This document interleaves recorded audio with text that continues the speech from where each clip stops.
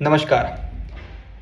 तो आखिरकार जिस चीज़ का हम सब बेसब्री से इंतज़ार कर रहे थे और हम सब नहीं, मुख्यतः देश का विपक्ष बेसब्री से कई महीनों से इंतज़ार कर रहा था, उसका जवाब आज देश के प्रधानमंत्री नरेंद्र मोदी ने देश की संसद और लोकसभा में खुद आकर दे दिया।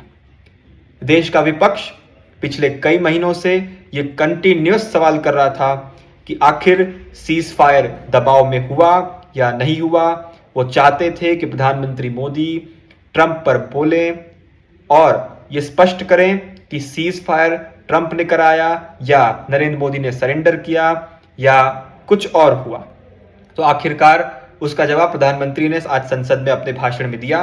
लगातार 2 दिन की चर्चा हुई संसद में, लोकसभा में और राज्यसभा में। 16 घंटे की चर्चा के बाद आज ऑपरेशन सिंदूर पर यह चर्चा समाप्त हुई और समाप्त किया देश के प्रधानमंत्री नरेंद्र मोदी ने, और समाप्त किया वो क्वेश्चन, वो सवाल जो देश का विपक्ष पिछले 2 महीने से उठा रहा था। आज नरेंद्र मोदी ने कई आरोप कांग्रेस पर लगाए और साथ ही जो उन पर आरोप लगे थे उसका स्पष्टीकरण भी दिया।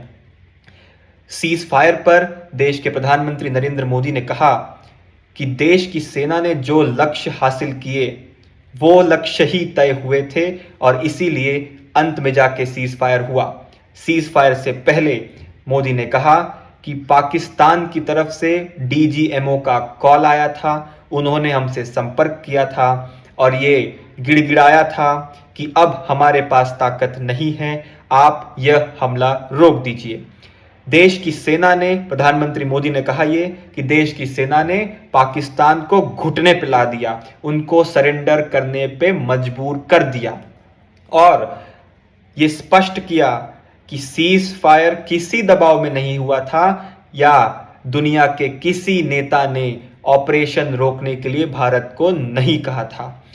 इसके आगे उन्होंने एक अपना वाक्य कहा कि जेडी वैंस, जो कि उपराष्ट्रपति हैं अमेरिका के, उन्होंने प्रधानमंत्री मोदी को कॉल किया, लेकिन उस वक्त प्रधानमंत्री मोदी व्यस्त चल रहे थे, इसीलिए 3-4 कॉल के बाद उन्होंने नहीं उठाया, इसीलिए उन्होंने वापस कॉल बैक किया जेडी वैंस को और प्रधानमंत्री नरेंद्र मोदी के बीच हुई बात कुछ ऐसे थी जो कि प्रधानमंत्री मोदी ने खुद ही कहा।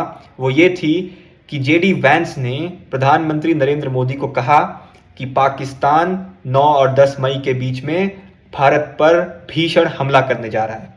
तो प्रधानमंत्री नरेंद्र मोदी ने कहा जेडी वैंस को कि अगर पाकिस्तान ने कोई भी दुस्साहस की या उन्होंने कोई भी आक्रमण भारत पर किया तो हम गोली का जवाब गोले से देंगे। ये सीधी बात प्रधानमंत्री नरेंद्र मोदी ने जेडी वैंस को कह दी थी। इसके बाद मोदी ने विपक्ष के जो प्रमुख सवाल थे उनका जवाब देते हुए ऑपोजिशन को कुछ ऐसे घेरा कि जो विदेश नीति पर ऑपोजिशन सवाल उठा रहा था, उस विदेश नीति के जवाब में प्रधानमंत्री मोदी ने कुछ आंकड़े गिनाए। उन्होंने कहा कि दुनिया में सिर्फ 3 देशों को छोड़कर बाकी किसी देश ने भारत को आत्मरक्षा करने या हमला करने से नहीं रोका। क्वाड, ब्रिक्स, फ्रांस, जर्मनी, ऐसे कई देश जिनको प्रधानमंत्री नरेंद्र मोदी ने गिनाया, उन्होंने भारत का समर्थन किया इस हमले पर, इस ऑपरेशन सिंदूर पर। आगे ऑपोजिशन को घेरते हुए उन्होंने कांग्रेस पर कई आरोप लगाए। उन्होंने कहा कि देश को कांग्रेस का समर्थन नहीं मिला, दुनिया का समर्थन मिला लेकिन कांग्रेस का समर्थन नहीं मिला। कांग्रेस स्वार्थ की राजनीति करती है, ऐसा भी प्रधानमंत्री नरेंद्र मोदी ने कहा। कांग्रेस ने सुरक्षा बलों का मनोबल गिराया। कांग्रेस को भारत की सेना पर भरोसा नहीं है, इसीलिए वो ऑपरेशन पर लगातार सवाल उठा रहे हैं। और कांग्रेस हमले का मजा ले रही थी। जब पहलगाम का हमला हुआ था तो कांग्रेस हमले का मजा ले रही थी। उसके बाद प्रधानमंत्री नरेंद्र मोदी ने विपक्ष के दूसरे प्रमुख सवाल जैसे पीओके वापस क्यों नहीं लिया, इसकी चर्चा ऑपरेशन सिंदूर की जब चर्चा हो रही थी लोकसभा में, तब विपक्ष के कई सांसदों ने, कई नेताओं ने प्रधानमंत्री मोदी और उनकी सरकार से सवाल किया कि आखिर पीओके वापस क्यों नहीं लिया। उसके जवाब में मोदी ने कहा कि किसकी सरकार में पीओके को कब्जा करने का अवसर दिया।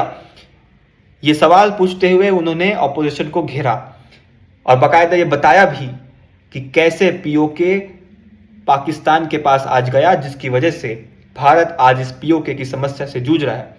इसके बाद उन्होंने अक्साई चीन की भी चर्चा की कि कैसे 38,000 वर्ग किलोमीटर देश की जमीन को उन्होंने पाकिस्तान के हवाले कर दिया।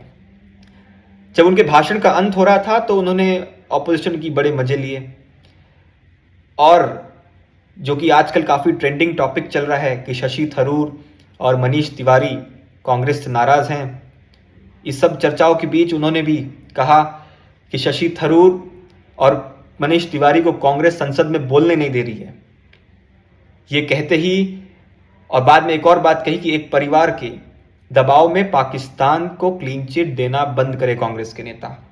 इसी के साथ उन्होंने अपना भाषण समाप्त किया और लगातार 2 दिन चलती हुई ये ऑपरेशन सिंदूर की चर्चा लोकसभा में आज समाप्त हुई। धन्यवाद।